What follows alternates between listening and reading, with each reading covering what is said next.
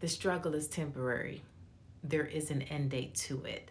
And so this morning I was listening to the Bible, and it was a story of Moses going to set the Israelites free. And he continuously went to Pharaoh.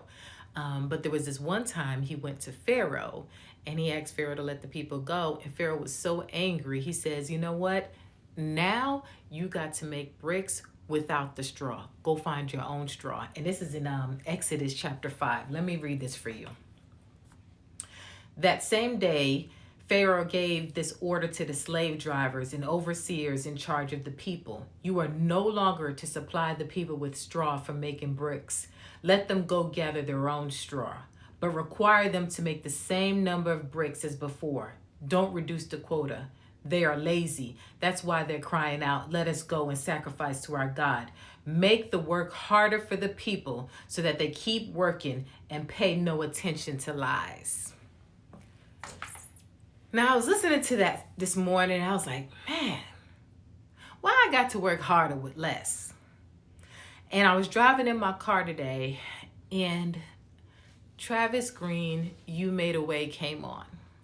And I remember when everything broke with my ex-husband and he went to prison, I remember I was working as an educator at the time, but I wasn't making enough to pay the bills because we were a two-income family. So I hired myself out. I was cleaning house. I was scrubbing toilets. I was folding clothes, scrubbing floors. Okay, now I have a master's degree.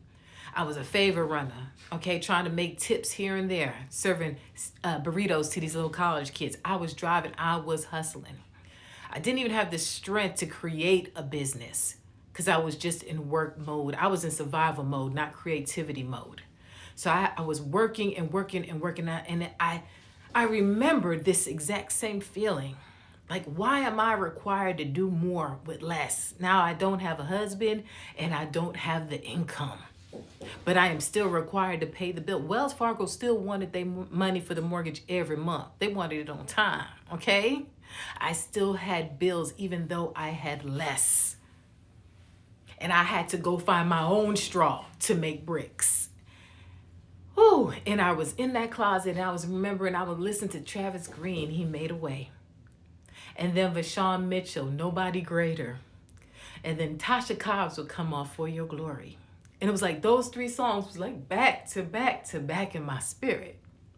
Because I was like, for your glory, Lord, I will do whatever it takes. No matter how humiliating or how low it is, I will do it. The requirements, the expectations did not change no matter what I was going through. And I was like, God, why? Why am I required to work so much harder than everybody else, but the expectations of me don't change? My job still wanted me on time, okay?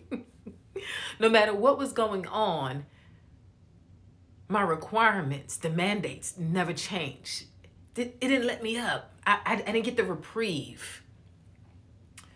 And then months later, someone came to me and it was like, we decided that we're going to pay your mortgage. Someone from the church. My ex-husband's Sunday school class said, we're going to pay your mortgage until he gets out. And immediately I felt the reprieve. I felt the release. And I was like, thank you, God.